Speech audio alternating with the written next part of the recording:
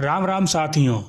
क्या आपने कभी सोचा है हजारों साल पहले बिना टेलीस्कोप, बिना सैटेलाइट, बिना कंप्यूटर ऋषियों को कैसे पता था कि ग्रह घूमते हैं, सूर्य स्थिर नहीं है और इंसान का भविष्य आसमान से जुड़ा है।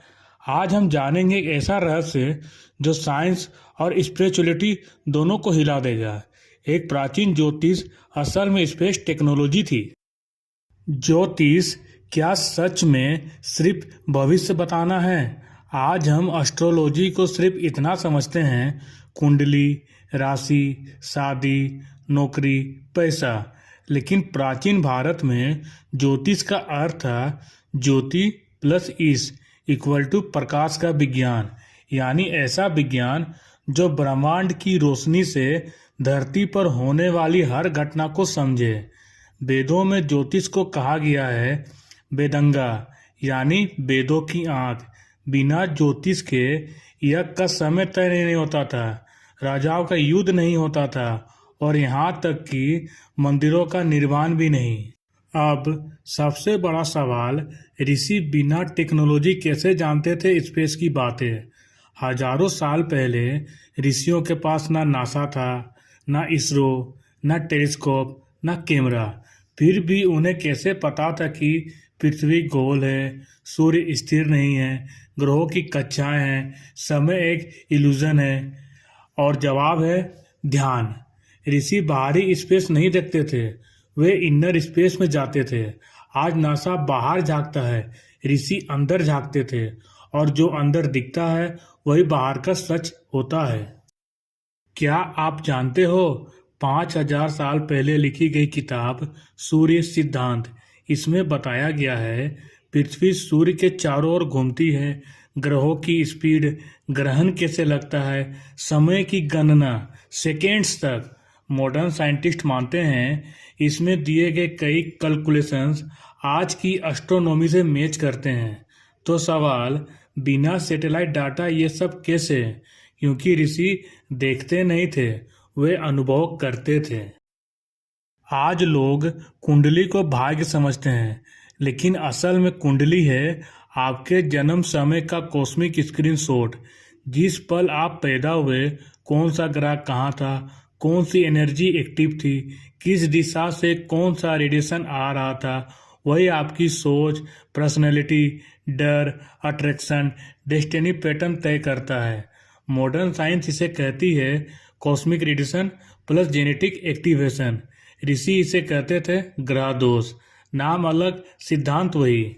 आज साइंस कहती है ग्रह सिर्फ रॉक है, लेकिन एंशिएंट टेक्स्ट कहते हैं हर ग्रह एक लिविंग एनर्जी फील्ड है।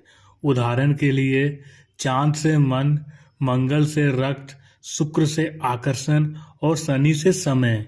इसलिए जब चंद्र कमजोर होता है तो इंसान डिप्रेस्ड होता है, और जब शनि भारी होता है तब लाइफ स्लो हो जाता है। आज साइकोलॉजी कहती है न्यूरोकेमिकल इम्बैलेंस। ऋषि कहते थे ग्रह पीड़ित है। सच दोनों का मिला जुला है।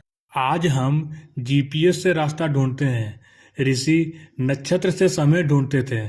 27 नक्षत्र इक्वल टू 27 कॉस्मिक जोन्स, जहाँ से अलग अलग रेडिएशन आते हैं। हर नक्षत्र ब्रेन के अलग हिस्से को एक्टिवेट करता है, अलग सोच पैदा करता है, अलग कार्मिक पैटर्न बनाता है। इसलिए दो लोग एक जैसे पैदा होकर भी पूरी तरह अलग होते हैं। अब सबसे बड़ा सवाल, ऋषि भविष्य कैसे बताते थे? क्या वो जादू था? नहीं। क्या वो अनुमान था? नहीं। क्या वो प्रोबेबिलिटी थी? हाँ। ऋषि जानते थे अगर ये ग्रह प्लस ये समय प्लस ये कर्म तो ये परिणाम आएगा। जैसे मौसम वैज्ञानिक बादल, दबाव और हवा देख के बताते हैं कि बारिश का अनुमान क्या है, तो astrology equal to cosmic weather report. अब भविष्य फिक्स नहीं होता, लेकिन पैटर्न प्रिडिक्टेबल होते हैं। कुछ ऋषियों के बारे में लिखा है उन्हें भूत और भविष्य दोनों दिखता था। मॉडर्न फिजिक्स कहती है टाइम लाइनर नहीं है। आइंस्टीन की थ्योरी पास्ट, प्रेजेंट, फ्यूचर एक साथ एग्जिट करते हैं। ऋषि ध्यान में टाइम के बाहर चले जाते थे, इसलिए वो कहते थे काल मेरे सामने खुल गया। आज हमारे पास है satellites, telescope, space station, all prediction models, लेकिन हम अभी भी कॉन्सिग्नस नहीं समझ पाए हैं। माइंड और यूनिवर्स का कनेक्शन नहीं जानते। ऋषियों के पास मशीन नहीं थी, लेकिन मन की तकनीक थी। आज हमारे पास यंत्र है, लेकिन मन भटका हुआ है। सबसे शॉकिंग बात यह है, ज्योतिष भविष्य बताने के लिए नहीं बना था। ज्योतिष बना था इंसान को उसके कर्म बदलने के लिए। लेकिन आज लोग पूछते हैं मेरी शादी कब होगी, ऋषि पूछते थे तो कौन बन रहा है। अब आपसे सवाल, अगर ज्योतिष सच में साइंस है तो स्कूल में क्यों नहीं पढ़ाया जाता? अगर ग्रह असर डालते हैं तो इंसान फ्री विल कहाँ है? और अगर सब कुछ पहले से तय है तो मेहनत क्यों? शायद सच ये है, हम सितारों से बने हैं, लेकिन हमने आसमान देखना छोड़ दिया है। हम ब्रह्मांड की संतान हैं, लेकिन खुद को सिर्फ शरीर समझ बैठे हैं। कमेंट में बताइए, क्या ज्योतिष विज्ञान है या सिर्फ विश्वास?